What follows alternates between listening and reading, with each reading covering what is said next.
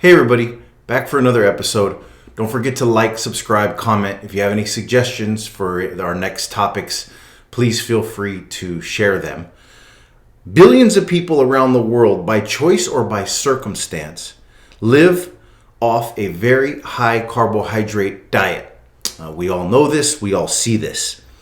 What contributes to this is what we're going to talk about today. And what vitamins do high carbohydrate dieters need to combat the negative effects of that diet? A high carb diet isn't just a trend for now. It's been going on for a while. And the reality is for billions of people worldwide. But it could be silently harming their health. And that's what we're going to discuss today. Discover what vitamins you need to fight back. And we're going to discuss that and go into depth about it. Are there any special requirements for those on a high carbohydrate diet? Without a doubt. Okay. There's a whole bank of nutrients, both vitamins and minerals, that are necessary for the metabolism and utilization of carbohydrate foods. So therefore, the higher those foods are consumed in amounts, the more nutrients theoretically one would need. And what is really nasty about this whole thing is that the majority of high carbohydrate foods are made up from a highly refined flour. Yeah. Okay, so we got breads, cakes, pies, cookies, all of that business, right? And in the process of refining wheat into that white powder we call flour, Yeah. virtually all the nutrients are stripped away in the process. Yeah. So now we have a highly concentrated, high energy source food with virtually no nutrition. Now you might say, but when I go to the supermarket, I buy enriched flour. Yeah. Well, let me tell you how that works. Is that the same as enriched bread, right? Yeah. Okay. What happens is that the wheat kernel has offers about 14 nutrients. Yeah. They strip all 14 out and put 4 back. Yeah. And that's called enriched. Yeah.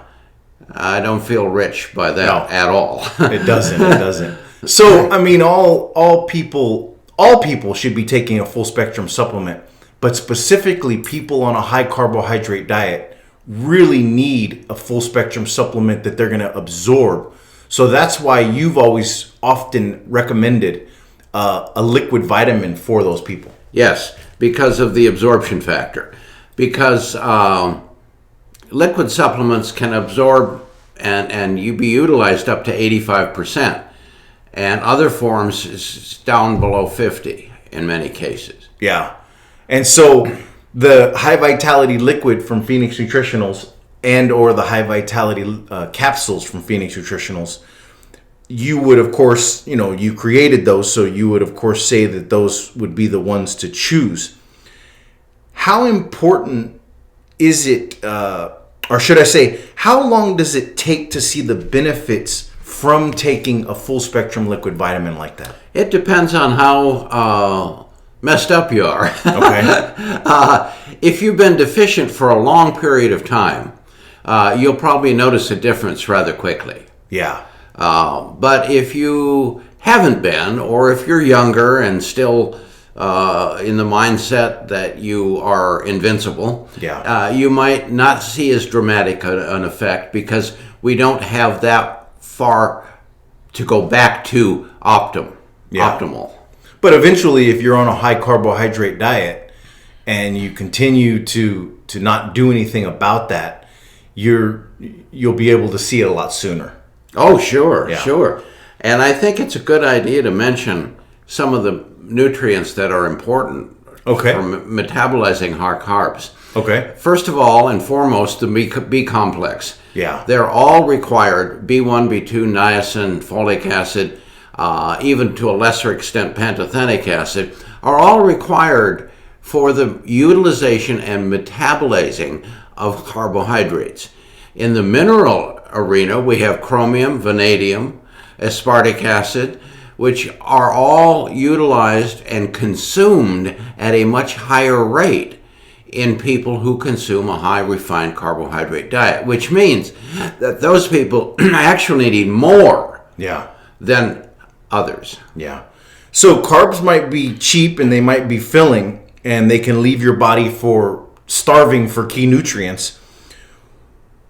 What vitamins contribute to keep you energized and healthy on a high carbohydrate diet? First and foremost, the ones you just mentioned, the B complex. Yeah. And so, is it better? I see this debate online of, oh, well, I don't need to take a supplement because I get all my nutrients from food, and we completely debunk that in many of our videos, and you've debunked that for over 30 years. How do key nutrients, how do vitamin and minerals improve athletic performance? Well, when you're talking about athletic performance, you're talking about two things. You're talking about stamina and energy. Yeah. And then you're talking about recovery. And different nutrients are involved in each of those various processes. Yeah. And so we're looking again at the B complex, vitamin D, vitamin A. We're looking at calcium. Vitamin C too? Vitamin C, calcium, magnesium, all the electrolytes, sodium, potassium.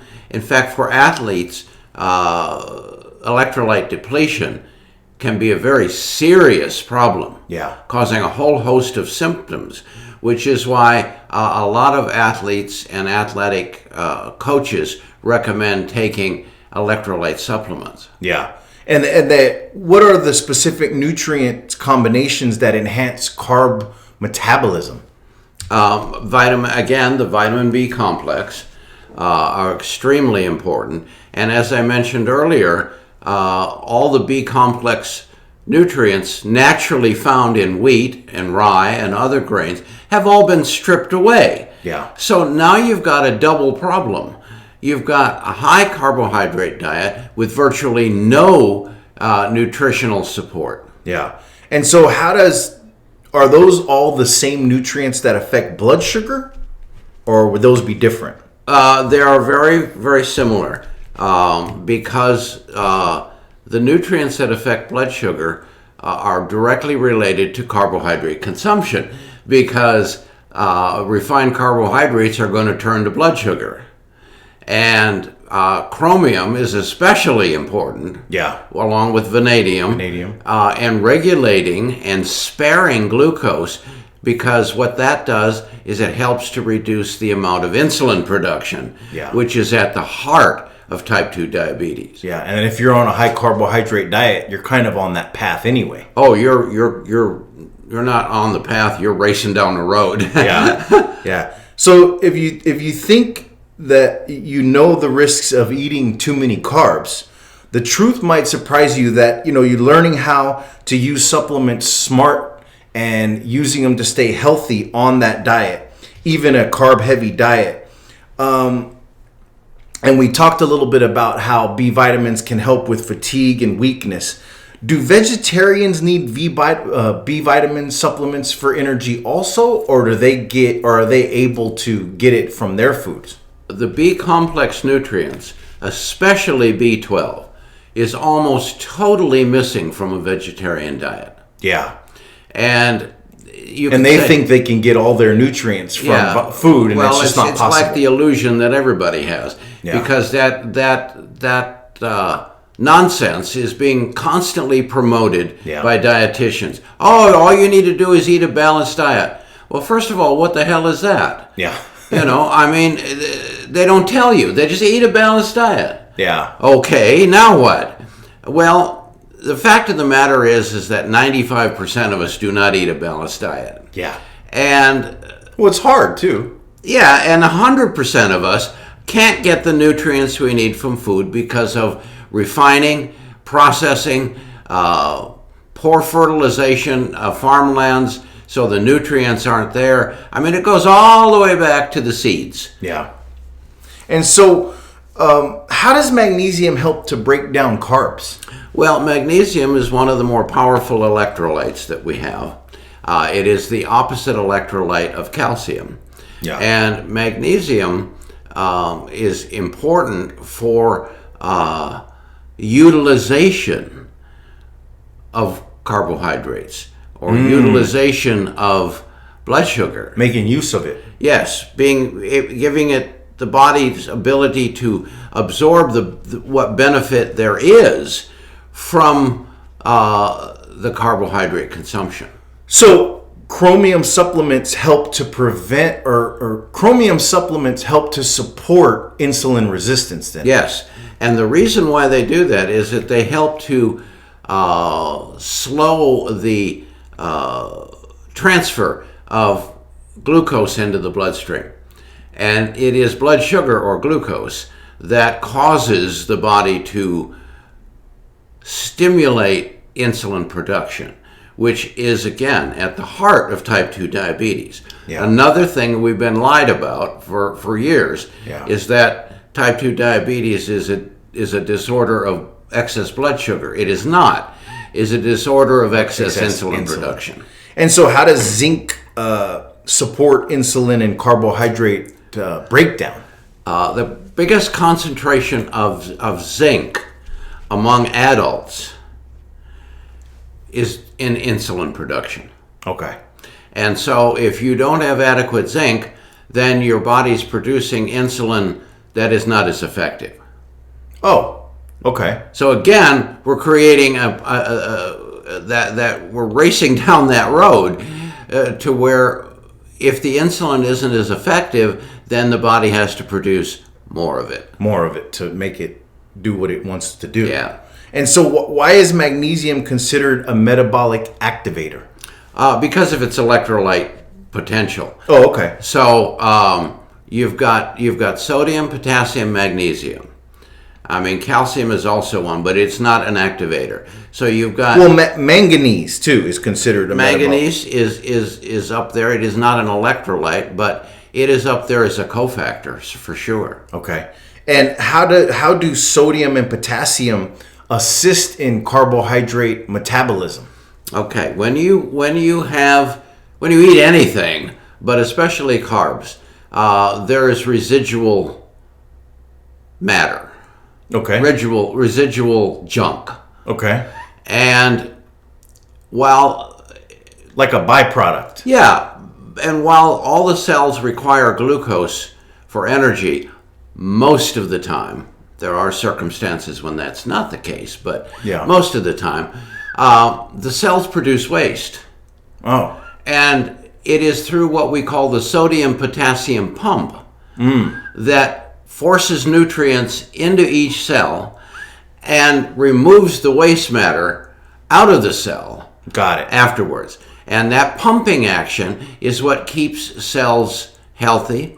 And when that pumping action is decreased, which usually occurs with a potassium deficiency. Okay. Because your body needs 3 times more potassium than sodium. Yeah. And we don't very often we get don't that. focus on that. We focus on too much salt. Yeah. And which is ridiculous. That's a discussion for another day. I mean, it's not because the fact that salt causes all these things is just really not quite true. Yeah. I've always said that if you have adequate potassium, you don't have to worry about sodium. Yeah. And I mean, that's not to say that you could be licking salt blocks. No. So that's another one. If you have any ideas for our next topic, we would love to hear about it. And don't forget to like, subscribe, comment. And we really appreciate you tuning in. And reach out to us if you have any ideas on topics.